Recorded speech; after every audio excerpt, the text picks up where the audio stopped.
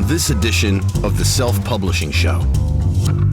There's one thing you can't buy, and it's word of mouth. You cannot manufacture it. You can't pay for it. It's somebody who is authentically excited about a book going up to someone else and saying, oh my gosh, you have to read this. It's priceless. It's absolutely priceless.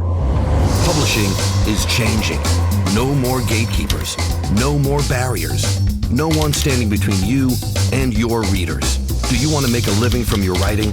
Join indie bestseller Mark Dawson and first-time author James Blatch as they shine a light on the secrets of self-publishing success. This is the Self-Publishing Show. There's never been a better time to be a writer. Hello and welcome. It is the Self-Publishing Show with me, James Blatch. And me, Mark Dawson. A very warm welcome this afternoon to all things self-publishing. We have an interview today with one of the, I think I described her in the interview as the queen of indie publishing. I mean, there's a few contenders for the title, but Lucy Score is a superstar, however you define it. And she sat in a job where she quietly wrote books and then got fired the moment she mentioned to somebody that she was actually writing books. And then a few days later hit number one in the Amazon store. She's been on the show before in her interview, but we wanted to catch up with Lucy and to see how she's doing. And it's a good, inspiring interview.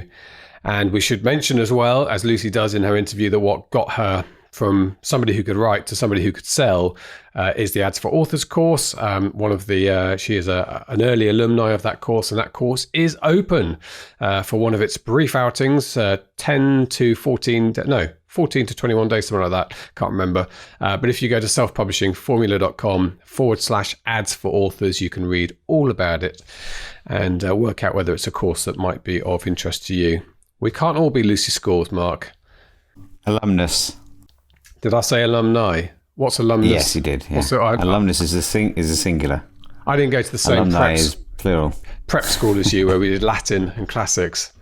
Well, next week we were doing the podcast in Latin, so there is a radio station. There is a radio station in Latin. Still to this day, does the news in Latin. It's in Vatican City.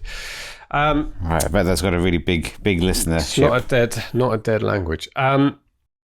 Now, what was I saying? You've thrown me. What was I saying? I was going to say something. I don't know. Lucy, Ads for Authors. Ads for Authors, Lucy. Yes, well, that's open. That's obviously taking up our time at the moment. And we should also say that we've got Carlin Robertson coming up in a couple of weeks as well. And Carlin's course, BookBub Ads for Authors, is superb. And she's just doing some tweaks to that as well. So, as always, we're always working on the course. We should a bit of context there. People who may not realise that Carlin works for BookBub. So the ads course, I do the Facebook module because that's kind of my bag, I suppose. Janet Margot, who worked at Amazon for 8 years in the books ads team, set that team up and set that product up, does the Amazon Ads for Authors course, and Carlin does BookBub Ads. So if there isn't anyone else that I suppose we could find someone else to do the Facebook one, but I'm fairly good at that. So I do those, and we bring in really top-notch experts to do the other ones. Yeah. And also, if people are interested, the Amazon Ads course that I did, the kind of legacy course, which still I do things a little bit differently from Janet, but that is still available as well. So you can also see how I do it and pick a path that feels best for you. Now, I don't want to blow my own trumpet, but no one else will. I'm not too shabby at Facebook ads. I'm not blowing your trumpet, that's for sure. No need for that. I'm not too shabby at Facebook ads, and I've proved it to myself and you. With Fuse Books, which is our little imprint, but also my own books. And I had an interesting moment this week, actually, with my own books. And do you know, there's someone said this recently. It's one of these expressions that's suddenly doing the rounds. If you want to learn something, teach it.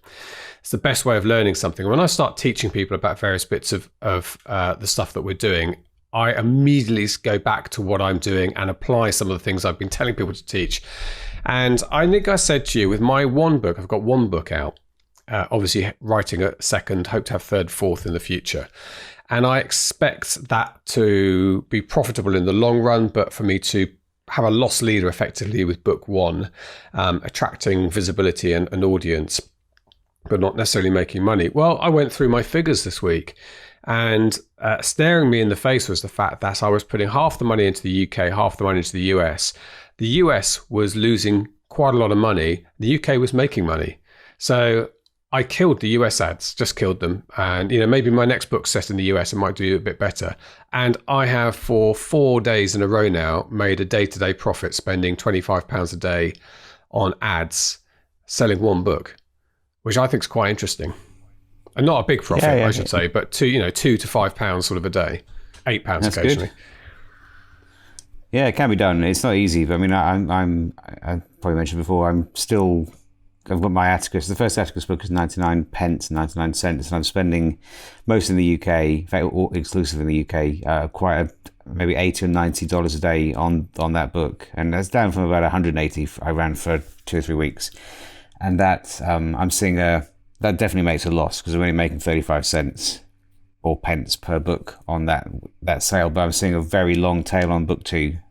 So book 2 has been my best-selling book for, I don't know, a month and a half probably. So 60 or 70 copies selling a day with page reads in there as well. And I should sit down and do the numbers, but I think that's probably profitable. And if it isn't, I'm getting that character onto the Kindles of thousands of readers. So when book 3 comes out, then it should be a lot easier to get that book out there. Yeah. So that's definitely platforming, isn't it? Or whatever you want to call it. So building that foundation that you can then build your profit margin on further down the line. But no, I'm very encouraged by being able to turn a profit on one book. That's great. Yeah, it's very good. Keep that running and, as you say, get that visibility and it not cost me anything or even make a bit. That is great. So a lot of the things that I've been putting into action, I've seen results for, they are going to go into a sort of, usual length webinar. We're going to be teaching exactly what we did to take these books. We took Kerry Donovan's books, which were not doing well, not making any money for him at all. We took Robert Story's books, which were tanking, although they had made money in the past. He'd stopped marketing them. He died, and obviously stopped marketing them when we took them over. And in both those cases, we turned those books into very profitable books for the authors and the author's family. And obviously I've done some own work on my own book. So what I've done is put together, it's fairly high level, but it's almost like a checklist of the things that you need to do. Now, each one of those things is a webinar in its own right. So we don't go into huge amounts of detail with this, but it tells you where you need to be looking. There's sort of 4 or 5 areas you've got to tick off, you've got to understand, you've got to master in order to create a commercially viable, successful platform. So that webinar is going to take place, I think it is on Tuesday night. Just look up on my calendar. Standby caller. It is on, Monday, the 14th of June, at 9 o'clock in the UK, 9 p.m. in the UK. And if you want to sign up for that, you do have to register in advance. Even to receive the replay, you better register. If you go to selfpublishingformula.com/fuse, F for Freddie, U-S-E, Foxtrot Uniform, Sierra, Echo. There's an echo there. That's weird. Echo. Good. Okay. Anything else before we get on to Lucy? What's wrong with you? I can see what's going through your mind when I say things like that. I think you need a cold shower. No, I don't need a cold shower. You need a cold shower. Carry on. Let's play the interview. I love Lucy, to quote a TV show. I really am a huge fan of hers, and she's such a delightful, lovely human being as well, her and Tim. And we're big fans here at SPF, and she's big fans of us because they learned what they needed to learn to change their lives. And so we wanted to catch up with Lucy. She's a romance author. She has a huge dedicated following and, as I say, a bit of a powerhouse in indie writing circles. So here is Lucy Score. This is the Self-Publishing Show. There's never been a better time to be a writer. Lucy Score, how absolutely brilliant to have you back on the Self-Publishing Show. You are a ray of sunshine in the indie publishing world, and actually more than a ray of sunshine. You're like, for me, at least, you are royalty in the indie publishing world. Wow. Can you introduce me everywhere? Ladies and gentlemen, Her Royal Highness, Lucy Score. And the Honourable James. And the Honourable, yes. I don't know if my audience know that, but unfortunately, I don't have the mug yet. But as you and I know, there is a mug coming. For some reason, it's been in Spain. We're not clear about. I think it's because they've also got a royal family in Spain.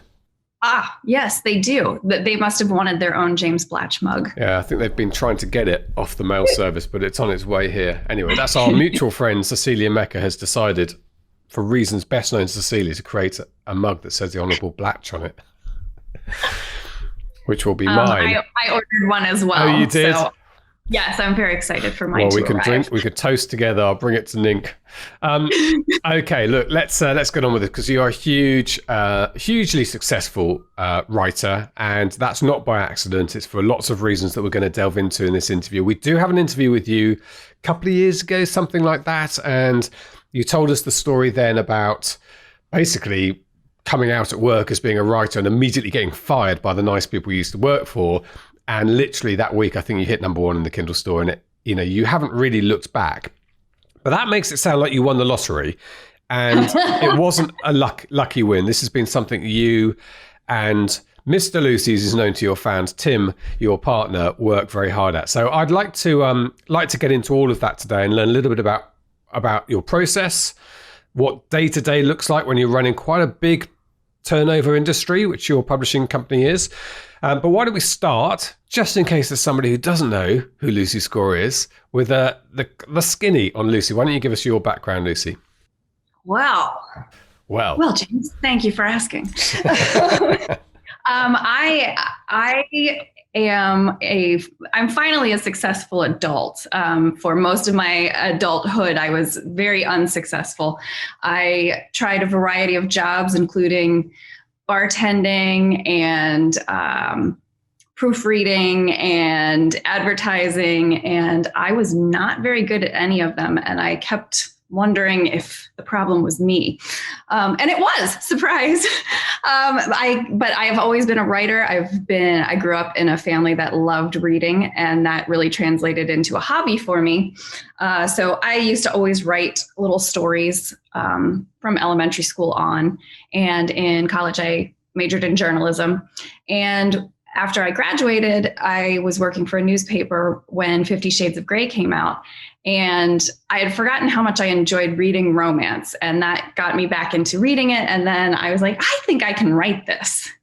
And so it took me over a year to write my very first novella. That was quick, I say, by Black standards. Yeah, but super fast. And I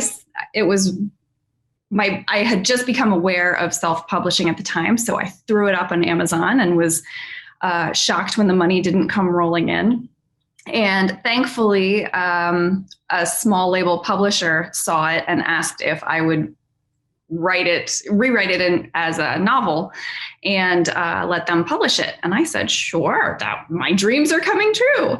And I was working full time for an accounting firm in their marketing department. And I just had this feeling that they were not going to love this hobby. And so I waited until... was it spicy, this book? Was that your concern, that the accountants might read it and blush? Well, it was more that...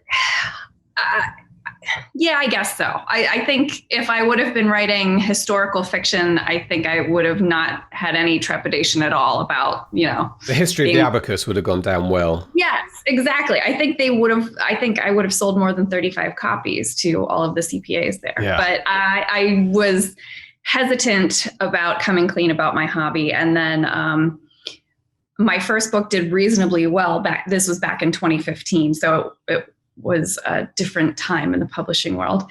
And so I was getting really excited because my second book was going to come out that October. And one of the girls at work had stumbled across my first book and read it. And so the news was getting out, and I didn't want to be the person who was hiding things from the bosses. So I went to one of my bosses. The book was coming out on a Thursday, I think. I can't remember now. So on a Monday I went in and I told one of my bosses that I was writing romance on the side, and she said, good for you. And then on a Wednesday, they called me in. All the bosses were there. It was just me and them in the conference room. And they're like, we're eliminating your position. You have until the end of the year to find another job. And I was devastated because I was on a 5-year plan. I was going to make this writer thing work. I was going to save up enough money to have a full year's salary in the bank and see if I could make a go at being a full-time writer. And so I was so disappointed. And I went home, and Tim, Mr. Lucy, was like, this is the best thing that ever could have happened to you. And I'm like, oh, I don't think so. This is terrible. So my second book came out the following day. And within a week, I think, maybe 2 weeks, it hit #1 on Amazon. And at the time, I didn't know how big of a deal that was because I didn't have access to all my numbers right away. But the publisher was like, you need to quit your job now. Don't wait till the end of the year. And I was like, oh, I don't know. I don't know if I could do that. And they said, we'll give you an advance on your earnings so far. And I was like, oh, what's that going to be? $800? And they named a figure that was my entire annual salary at the marketing job. So I ran in the next day and I handed in my resignation. Wow. And you were off to the races, but you're famously self-published now. So at some point you transitioned from this I guess smallish publisher, was it? Mm-hmm. Yeah, it was a small label publisher run by 2 other romance authors. And they really helped me get my foot in the door, really helped me kind of figure out deadlines. And they were on top of things. They knew how to advertise back in 2015. So that early success is very much due to them. So, but the more I learned about it, the more I wanted to do it. Yeah. And did you find that difficult? Did you feel a sense of loyalty to them?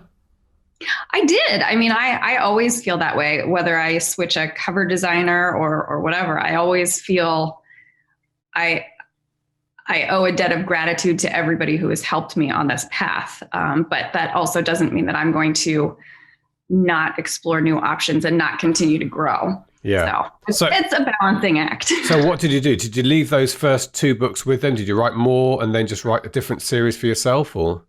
After the first 2 came out, I signed a 3-book contract with them. They wanted, I did 2 standalones first, and they said that series were selling really well. So they wanted a 3-book series from me. And by the time I had finished the 3rd book, I was really getting interested in the publishing side of things. And I wanted to have more control. I wanted to, pick my own covers and write my own blurbs. And I wanted to learn the advertising side of things. So after that contract was up, I asked Mr. Lucy, who was flipping houses and working for a private investigator at the time, if he would consider being my publisher. And his background is engineering, like fiber optics, mechanical engineering. I'll build you a bookshelf. Is that what you're after? Yeah, I'm like, no, I want you to run my publishing empire. And he's like, okay, I'll do that as well. Yeah. So that was it. I think my 6th book was the first book that we did ourselves. And so those other books, are they still back with the company? Have you bought them out, or? No, we bought them out. Okay. Each book had a 3-year contract. So we were buying them out as they we started buying them out a little early, and we got all 5 of them back. So it's fully now, and I love the name of your publishing company, which is? That's what she said, publishing. Because that is where my level of maturity and humor is. So I think I'd work very well. Yeah, I'd work very well in your company. This is why we get along so well. Must be what it is. Look, that's one thing to be interested in the publishing side of things. But how did you then learn the ropes of how to do this yourself? Because that's quite a big thing. Well, thankfully, there was Tim. And I remember very early on, I don't think I was writing for myself yet. I think I was still writing for the other label. He's like, have you heard of this guy, Mark Dawson? I said, no, I don't know. But we really immersed ourselves in the self-publishing side of things. I didn't know any authors at all until I started writing my 6th book, I think. That's when I started networking and meeting other people who were doing the same thing. So that was huge for me. And Tim really dug into the technical side of things because I can't. I mean, you guys, my very fancy, very expensive microphone is sitting here next to me. I couldn't even work the stand. So this is how it goes. Mr. Lucy's playing pinball right now. Playing pinball? Pinball. What does that mean? Is that a thing? I mean, I know what a pinball machine is, but it's normally on the side in a bar and you wander over and have a go and then you go back to the bar, but you don't go out specifically to play pinball, do you? Oh no, it's his pandemic hobby. He started collecting pinball machines. Oh my goodness. Yes. Wow. Yes. Yeah, so so he and marketing guy Rick are really into the pinball machine thing. So they're actually at an arcade today. Wow. Anyway, I want your lives. I know. Our lives are pretty great. I'm not going to lie. He also has a snake in the basement, which is not a metaphor. It is a literal snake. A literal snake. Colombian red-tailed boa. Wow. Named. Okay, so Mark Dawson came along, and I wasn't fishing for that because I'd forgotten. Of course, you were an early student of Mark Dawson's, and I guess you learnt the ropes from that. And you and Tim sat there and implemented stuff fairly logically, as I remember. We did, and we actually we didn't take. We took the marketing course, but we didn't do anything with it for probably at least a year because we decided from the get-go the best thing for me to do would be to build a backlist because we didn't know enough about advertising to live off of like one book or, we wanted to get to a point where we had several books under our control before we dipped a toe into advertising. And that is still a little bit of our philosophy. Like the first priority is always me writing more books because bigger the backlist, the more stability you have. And that has really proven true in the last however many months. So that's where we were at. And we didn't start to really see serious success until we started implementing the marketing side of things. That's the Ads for Authors course. Yeah, Ads for Authors course is the one that we went through. And where did you find your early marketing success then? Because the course now has lots of different BookBub ads and Amazon ads and Facebook ads, the three main platforms. Presumably was it Facebook ads initially for you? Yeah, it's always Facebook for it. It is so funny. I think different platforms work well for different people, and we cannot get Amazon ads or BookBub ads to work for us at all. So all of our ducks are in the Facebook row. Yeah, that's funny. I'm the same with Fuse Books, and yet I meet people. I'm trying to think. Caroline Peckham and her sister, who write romance in the UK, and they're doing really, really well. And they just don't touch Facebook ads. For them, it's all Amazon ads. Last time I spoke to them, so it's so strange, isn't it? How that works. But yeah. Okay, so Facebook ads got you going. Yep. Did you have a strategy in terms of what you were writing? Did you write novellas for giveaway and for lead magnets and do all that stuff and build a mailing list? No, I'm one of those people who hates giving things away for free. You're quite tight. Not that I don't think readers deserve it. Of course, readers deserve it. They're wonderful human beings. Writing is hard. I know that's not true for everyone, but for me, writing is very difficult and I love it so much. It's kind of like, I don't know, I compare it to a marathon.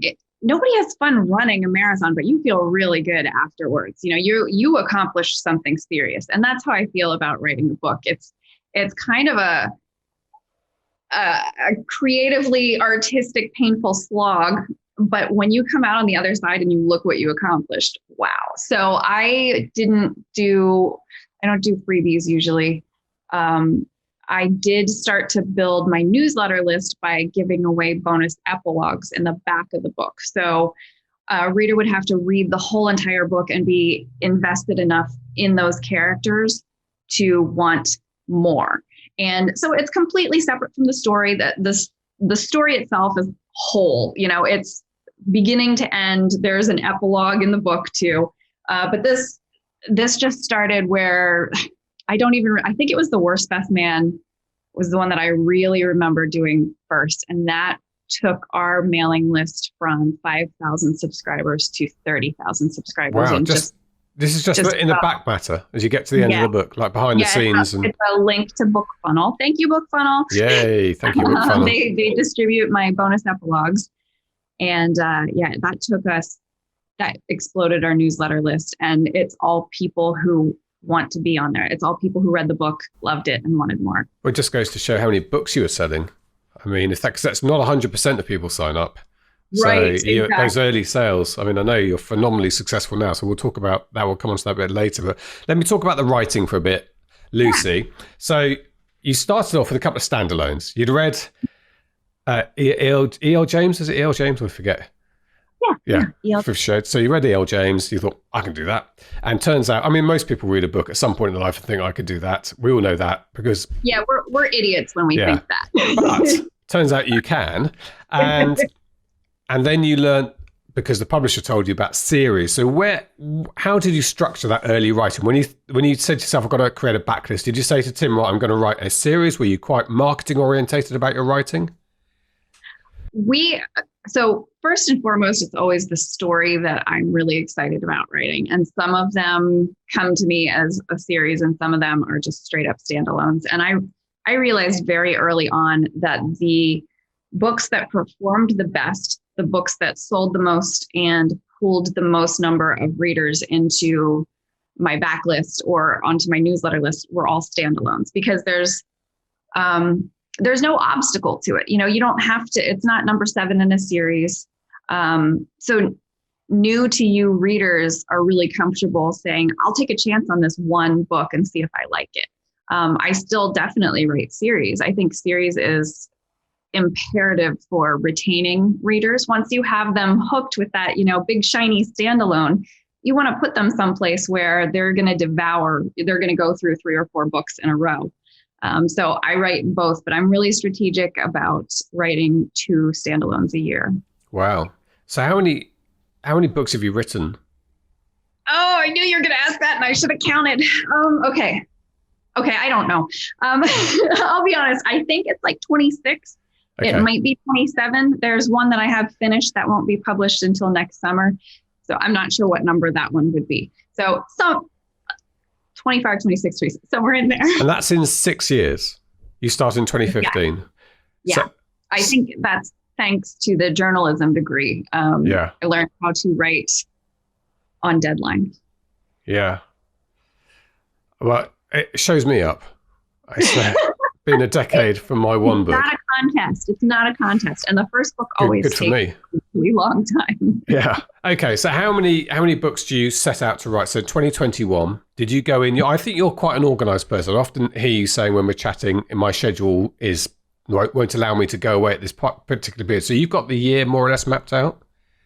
I usually do. I think 2020 really threw me for a loop. So I was a lot less structured with this year, just coming into it. For one, I was very surprised when January rolled around. But this year I wanted to scale back just a bit. Normally I put out 4 books a year. Right. And this year I wanted to scale back to 3 books a year to see if we could continue to do really well with fewer books. 2020 was difficult for the entire world. Like, I don't even need to say that. But for me personally, it was very stressful. And I felt like kind of creatively stunted off and on periodically throughout the year. So I really started looking hard at my life and priorities and things like that. And I felt really strongly that I wanted to scale back for this year and take more breaks and do more, like, kind of try to figure out how to have a life, I guess. Tim and I love what we do. So we could easily and accurately be labeled workaholics. Absolutely no problem there. But, I'm realizing that life doesn't begin and end at the keyboard. So this year I went into it with the plan of 3 books. I didn't pick release dates. I let that up to Tim. And he's just kind of following my lead because we ran into some deadline kerfluffles last year when I took a little too long writing some of my projects. So it'll be 3 books this year. Usually it's 4. Okay. And you've said you'll do 2 standalones. Is that still 2 standalones and 1 series book? Yes. Yeah. So I released in March. I released a standalone in March, and then I have number 2 in a series coming out in July. And then I think I'm releasing in October or November, and that'll be another standalone. Is that the second in the Riley? Yes. Books? The Riley. My wife is waiting for the second one. So. Oh, good. Yeah. And that's a bit of a departure for you. So we talked about romance, but the Riley one's not a straight romance, is it? It's a bit of a mystery. Yeah, it's I took all the things that I This is the best thing about being an indie writer, you guys. I love writing romance. I love writing rom-com. I love writing small town. I love writing romantic suspense. So I smushed it all together into a book called Riley Thorne and the Dead Guy Next Door. And it's about a woman who is a reluctant psychic, and she gets embroiled in a murder investigation.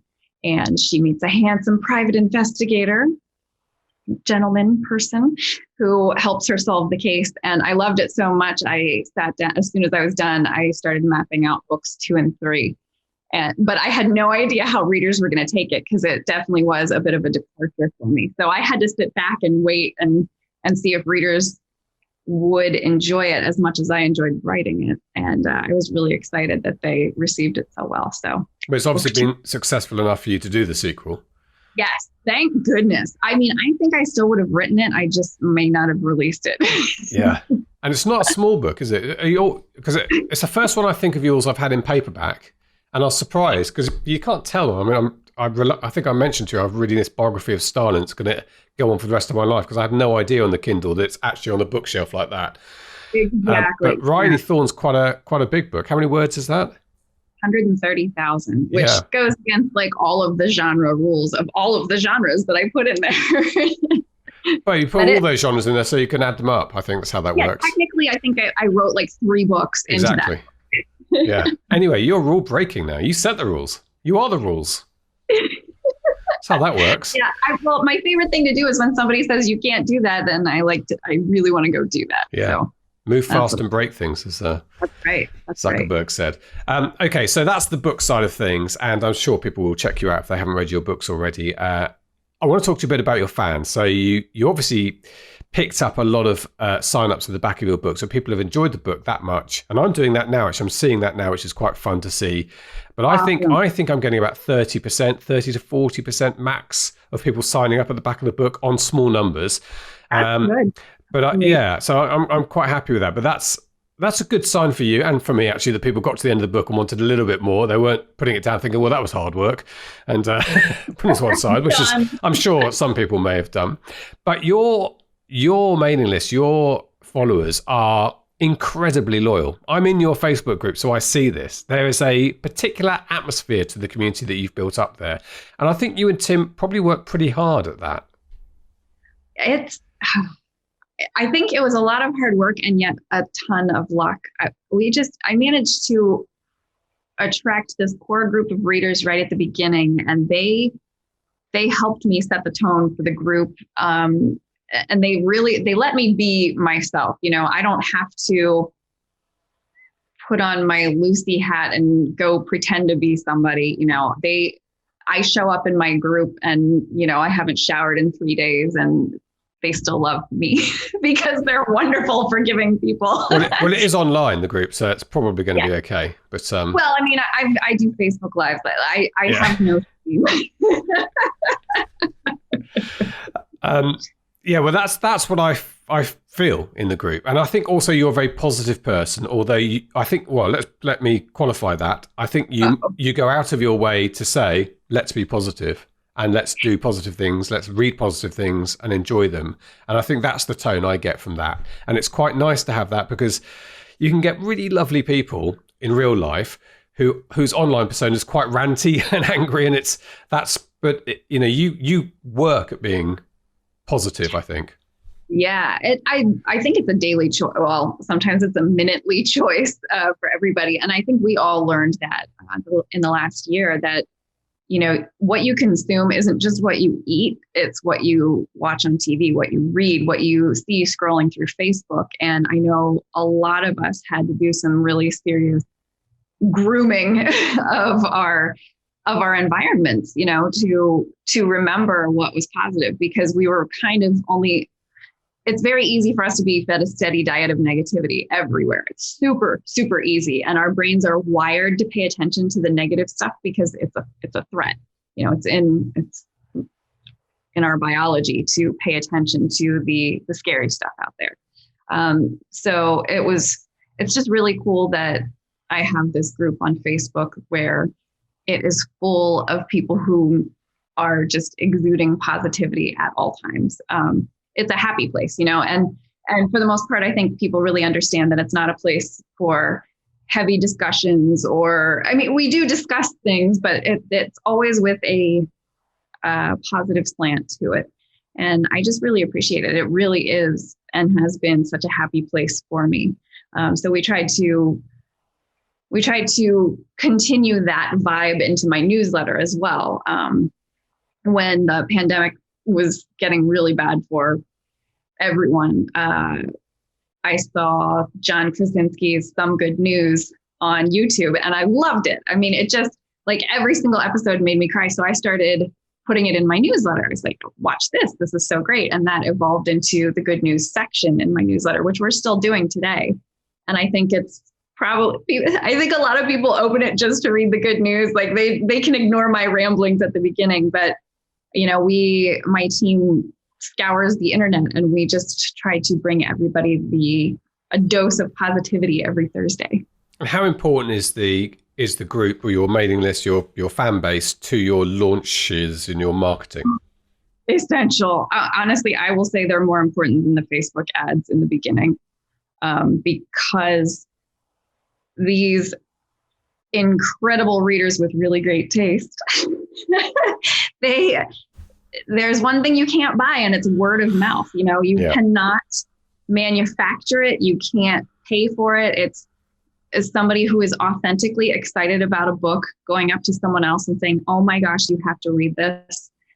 It's priceless. It's absolutely priceless. And, as my following has grown, we've just gotten so lucky with the kinds of readers who are happy to shout from the rooftops that, "Hey, I just read this book."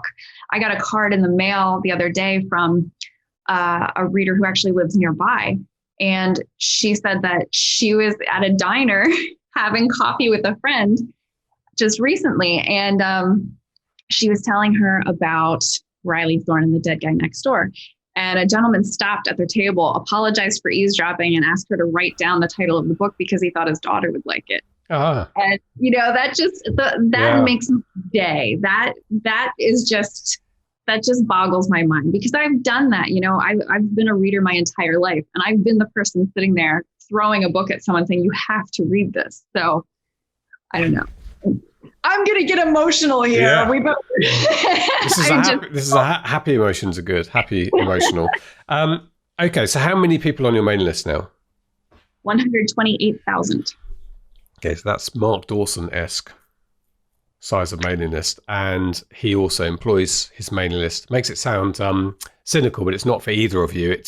They're there because they want to be there and they're fans of both your writing and reading. But the launch, getting that algorithm moving, that chart position, that visibility in those first few days, and so important as a platform to then run the paid ads.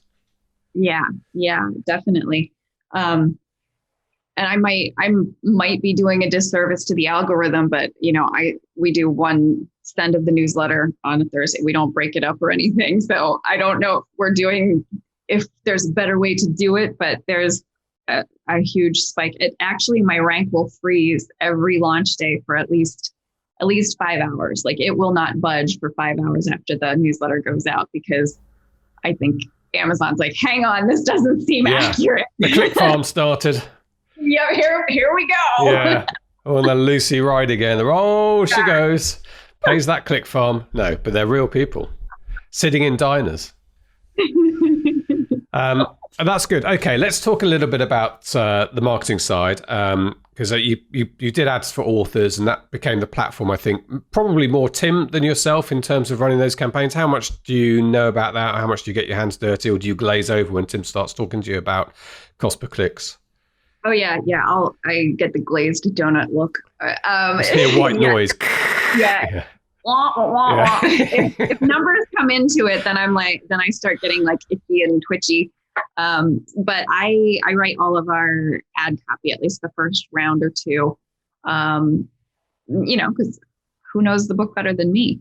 I also do a lot of the hunting for the images that we use in the first round or two. So I really enjoy that part. I really like trying to put together these little snapshots that, if I were, of course I'm a reader, but if I were a reader who hadn't written the book, like what what would make me want to click on this? So I like doing that. So I will deliver probably at least like 10 chunks of content to Tim and Marketing Guy Rick. Marketing Guy Rick does a lot of our ad setup, and he babysits the ads. Like, he's there daily checking on them to make sure that they're performing and tweaking them and turning off ones that aren't performing. So that's probably the biggest, most important part of the Facebook ads. Turning them off. Yeah. You can't just like set them up and then forget about them and let them run their course for 2 or 3 weeks. You have to constantly be looking at them. And that's something that I would not and could not do. Yeah. And this is something we go into detail in the courses. And I'm going to be doing a webinar, I think, about the time this goes out, actually, where we do talk about, you also have to understand you have to spend a bit of money to learn, because that information is not wasted. It's not a failed campaign. It's valuable information that enables you then to tweak and optimize and start finding the juice, as they say. So Marketing Guy Rick and Tim are hands-on with that. And I'll tell you what, we're having a little, I don't know if I should say this, I'm going to say it anyway. We're having a little retreat, aren't we, ahead of NINC, which I'm very, very excited about. Not just you and me, just in case Mr. Tim's listening, but other people will be there to police us. Whilst you're talking about, while you're going wow about writing, no, I didn't mean that rudely. Whilst you're talking about writing, I'm going to sit down with Tim and have a look at your Facebook campaigns. I'd love to have a little chat with him about how he's organising those, because that's, it's my daily business now with Fuse Books and my own book. And I've learned what I'm going to learn from Dawson. That well is dry, right? He doesn't listen to these, right? He doesn't listen to me anymore.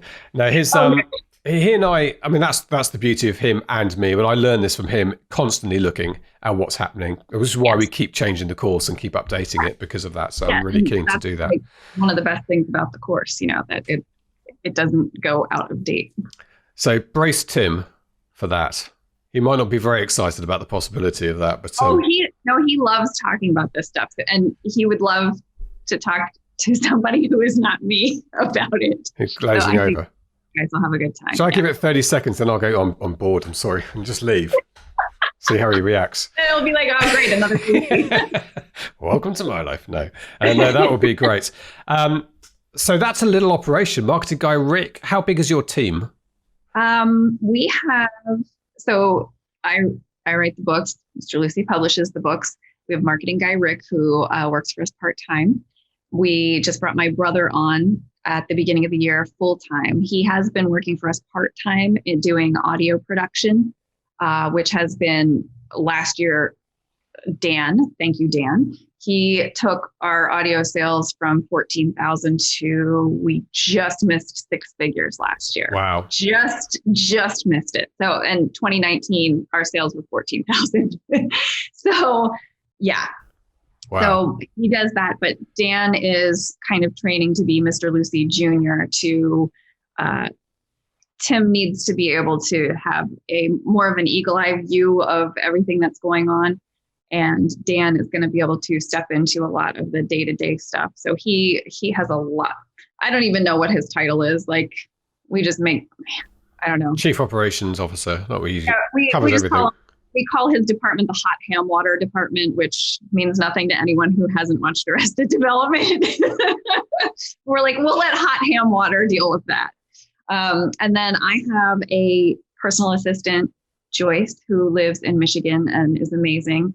And then I have a volunteer assistant, Tammy, who has she has a full-time top secret ninja spy job that we're not allowed to know about. But in her free time, she does a lot of work for us, and she's amazing. And then I have admins in my Facebook group who are all volunteer. But yeah, that's the core team right there. Team Lucy. Team that's Lucy. What she said. Yeah. And what's it like living with your publisher? Maybe I should rephrase that. What's it like working with the person you live with? How do you, because not everyone can make this work. No, definitely not. We're really lucky. Because we both highly specialize in opposite fields, we are very complementary work-wise to each other. we always have something to talk about. There's always something new happening in the industry. And I love that if something goes wrong on my end, I can go talk to him and he knows exactly what I'm talking about. You know, it's not like when I was working for the accounting firm and he was working for the PI and he'd ask how my day was and I'd explain something about, you know, TPS reports. It is great to have a partner like that. The downside is, I imagine this is how people with little kids are. We don't talk about anything but work. It is very difficult for us to like go off the clock. Yeah. So you sit there in the evening trying to think about it and you'll suddenly think of some work stuff. But he'll open an email and we'll start talking about it. Yeah. And then it's like 11 o'clock and we haven't even turned on the TV yet. Yeah. Whereas my wife has no idea what I do for a living. So there's pros and cons to that as well. Yeah, indeed. And you're making some efforts. So let's talk also about mental well-being and mental health for writers, which is increasingly a topic we talk about. And I think because this kind of world, indie writing world, really exploded maybe only probably with you around that time, 13, 14, 15, 5 years after Kindle came in. We're now 5 years, 6 years on from that, and some people had best part of a decade working from home in a very small little world, doing the same thing repetitively. And you've discovered that's not necessarily healthy in the long term. So you've decided proactively to do something about that. This might even cost you money, right? Yeah. I'm not sure where this is going. Wow. Give me a hint. There should be a question there somewhere, shouldn't there? If I was a good interviewer. No, tell me about that decision. Why have you decided to do that? I mean, was there? Now I'm making the connection by doing fewer books. Yes, that's what I mean. Yeah. Okay. Sorry. What did you think I meant? You're. Listen, I was waiting for you to ask me about my typical day, and I was going to be like, today I got up at 5:15 and I went for a 4-mile run. And I went to the grocery store and I was home before 8 o'clock. That's not a typical day. You guys, that has never happened to me before in my entire life. I'm very impressed. A 4-mile run before breakfast. I couldn't sleep. It was just a hot mess. I'm still a hot mess. So we're lucky that I'm remotely coherent right now. But that's kind of like, that's every day as an indie author. It's always something different. But yes. So I did. It's very easy for us to fall into the work constantly trap. And so I started making conscious decisions. I started meditating pretty regularly last year. That has been hugely helpful. And as restrictions are lifting, Mr. Lucy and I both got vaccinated. I'm looking at things where leaving the house is now like a possibility. And, I've been training for a pandemic my whole entire life. Me staying home for months on end was not difficult for me at all, but we don't have kids. So now I'm trying to get outside of my comfort zone and just go out there, do more things, learn to be around people again. I took Mr. Lucy hatchet throwing a couple weeks ago. I saw we should get this clip for John Stone to show. It was the most kick-ass moment I've seen in your feed. I felt like a badass. I'm not going to lie. I was very, very impressed with myself, and I'm really happy that Mr. Lucy caught that on video. I was a bit scared. But, yeah. Well, I mean, and like the next shot kind of bounced back and almost hit my feet. So it's also scary. So yeah, I'm in the process of looking at everything in my life and figuring out, is it enhancing my life, or is it just busy work, or is it something that's just keeping me in my comfort zone? We just got back from our first vacation out of the country plane ride in over a year. And I got to do a ton of reading and a ton of thinking while we were there. And I'm really looking forward to the next few years. Good. Not writing wise, but also figuring out what to do in my non-writing time. Yeah. Okay. I mean, the reason I ask is not to pry, but just because I think it's an important subject and it's good to hear people talking about coming to a decision, thinking I'm going to change the balance a bit. Sometimes we can work so hard at being successful.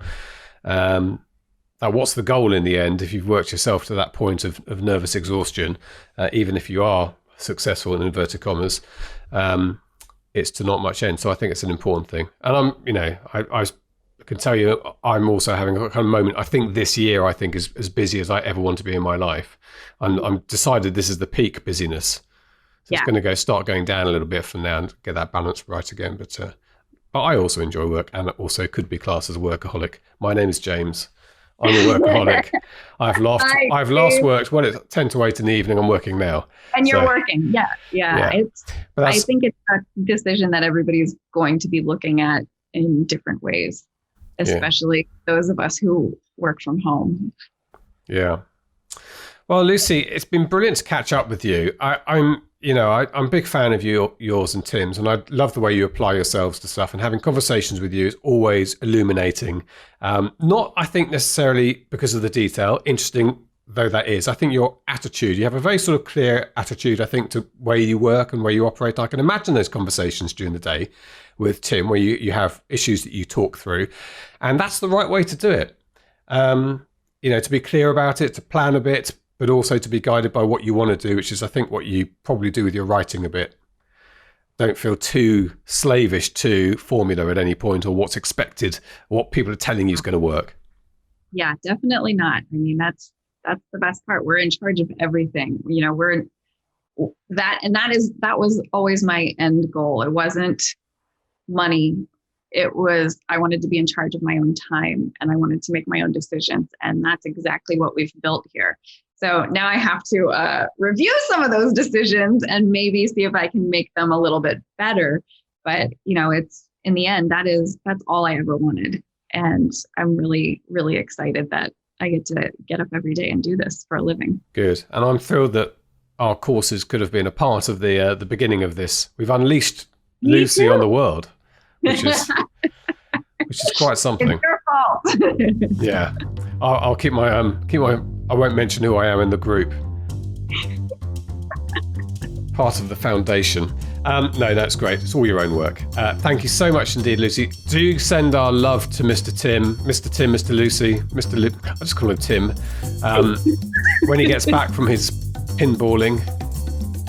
I will. He will appreciate that. And we'll catch up again with you both soon, if not before, at some point in the autumn, somewhere sunny. That sounds wonderful. This is the Self-Publishing Show. There's never been a better time to be a writer. There we go. Actually, we recorded that interview the day that the news broke about Claire Kingsley's husband being unwell, very unwell. Claire was on this show a year and a half ago, something like that, with Lucy and two other romance authors, fantastic writers who worked together on these series, and it was a really fun interview. David Frank, very lovely man. We met him at Nink and had several drinks and fun with him in the evening. Really one of life's lovely guys. And I'm afraid the news the next day was devastating that David died. So just want to say that we feel very, we're heartbroken for Claire and the romance writers fraternity, and it's a very close knit group, and everyone is devastated by what's happened. They've got 3 younger teenage children, I think, as well. So I don't know what else to say, Mark. It's one of those terrible, terrible moments in life that, well, you can probably hear it in my voice, is upsetting. Yeah, absolutely. We send all our love to Claire and best wishes to their family, and obviously an awful time. So yeah, very sorry to hear that. Yeah, and thank you very much indeed, Lucy, for being putting on a brave face that day. As always, great to catch up with her and Tim, and we'll do so hopefully in person later this year. Okay, just a reminder, we have that webinar coming up on Monday, the 14th of June. If you go to selfpublishingformula.com/fuse, you can join me and Mark live on Tuesday night. So we'll cover those main topics of the areas you need to get right to be profitable with your books, but we'll be open for questions on all sorts of subjects or anything you want to ask us about as well. And the Ads for Authors course is open. It's there for you if you want to jump on board with all the usual stuff that we promise with self-publishing formula courses. So there's a 30-day, no questions asked, money back guarantee if you don't feel it's for you. And also, once you're in for life. You get all the updates, all the additions, everything you need to be by your side for the rest of your writing career. That's selfpublishingformula.com/ads for authors. One day, Mark, will get a shorter URL. Probably reduce the length of our podcast by about 30%. Yes, possibly. Yeah, although who knows? We do tend to waffle. We do get accused of waffling. I've noticed in recent podcasts, including this one, our waffle, apart from a tiny little bit where you got smutty, was all focused on publishing. That's what this podcast, this show is about. It's talking about publishing. It's not just the interview. It's us talking about what's happening with us, what's happening in the publishing world. And we still get people saying, well, cut the waffle. Get straight to the interview. Don't understand it. Anyway. Let it go, James. Let it go. Other podcasts ice cream. Are available. Yeah, I am. The sun's out. We're going to have an ice cream. Okay, thank you very much indeed to Lucy for being our special guest today. We have BookBub's very own Carlin Robertson next week. Looking forward to that.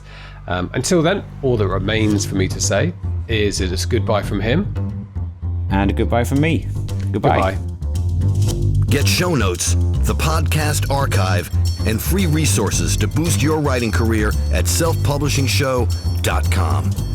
Join our thriving Facebook group at selfpublishingshow.com/Facebook. Support the show at patreon.com/selfpublishingshow. And join us next week for more help and inspiration so that you can make your mark as a successful indie author. Publishing is changing, so get your words into the world and join the revolution with The Self-Publishing Show.